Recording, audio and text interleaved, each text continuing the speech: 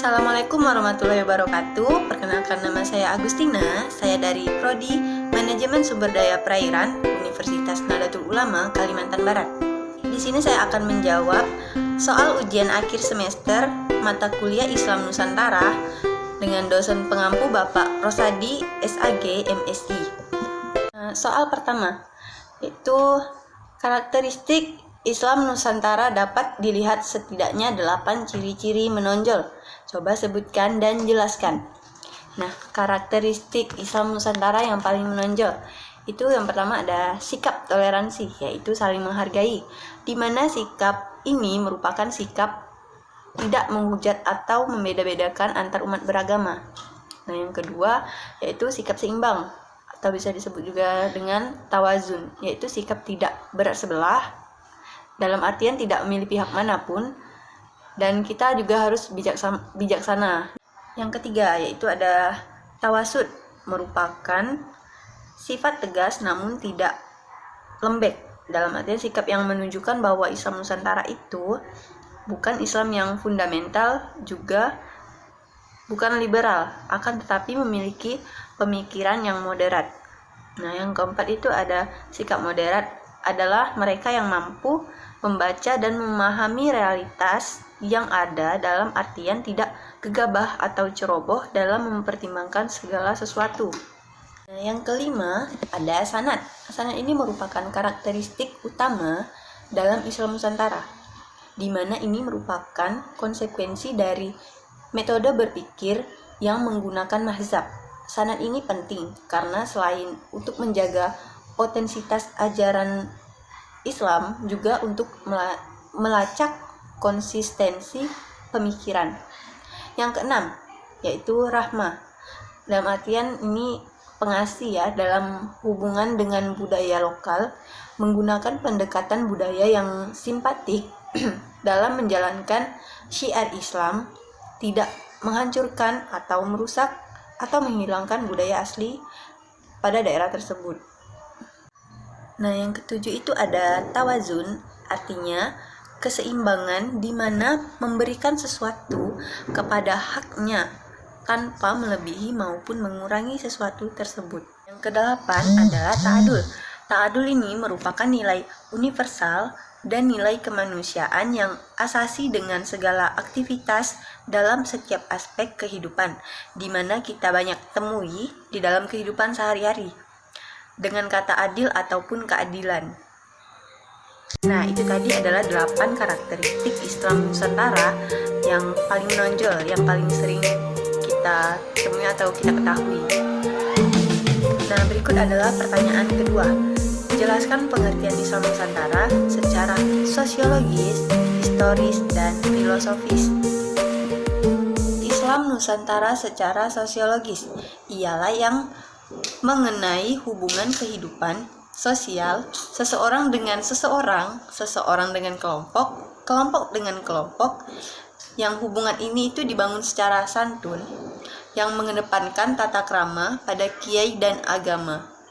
Sedangkan Islam Nusantara secara historis yaitu merupakan model pemikiran, pemahaman, dan pengalaman ajaran Islam yang dikemas melalui pertimbangan budaya atau tradisi yang berkembang di wilayah Asia Tenggara, tetapi kajian ini dibatasi pada Indonesia, sehingga mencerminkan identitas Islam yang bernuansa metodologis. Nah, yang terakhir itu adalah Islam Nusantara secara filosofis, yang dimana Islam Nusantara ini adalah Islam yang ada di Nusantara dan memiliki ciri khas tersendiri serta berbeda dengan Islam lainnya. Konsepnya adalah gabungan nilai Islam teologis dengan Islam tradisi lokal, budaya, dan adat istiadat di Indonesia. Nah, itu tadi adalah penjelasan dari Islam Nusantara secara sosiologis, historis, dan filosofis. Nah, berikutnya adalah pertanyaan ketiga, yaitu ada 3 pilar Islam Nusantara. Sebutkan dan jelaskan. 3 pilar Islam Nusantara tersebut adalah pemikiran, gerakan, dan amalia. Nah, apa itu pemikiran? Pemikiran atau fikrah meliputi cara berpikir moderat, artinya Islam Nusantara berada dalam posisi yang tidak tekstualis tetapi juga tidak liberal.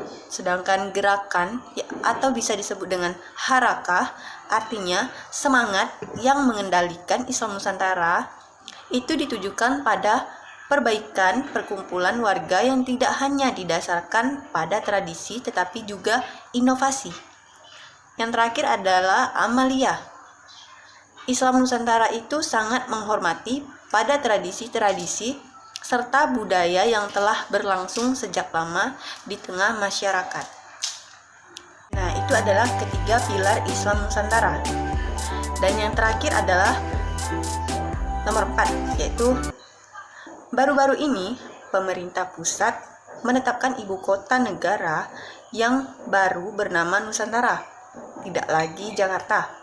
Terkait dengan Islam Nusantara, seperti apa imajinasi atau konsep Anda terkait dengan kehidupan beragama di IKN Nusantara tersebut? Nah, membicarakan tentang imajinasi. Imajinasi itu kan berarti kita itu membayangkan sesuatu hal yang seperti belum terjadi, akan terjadi atau yang sudah terjadi.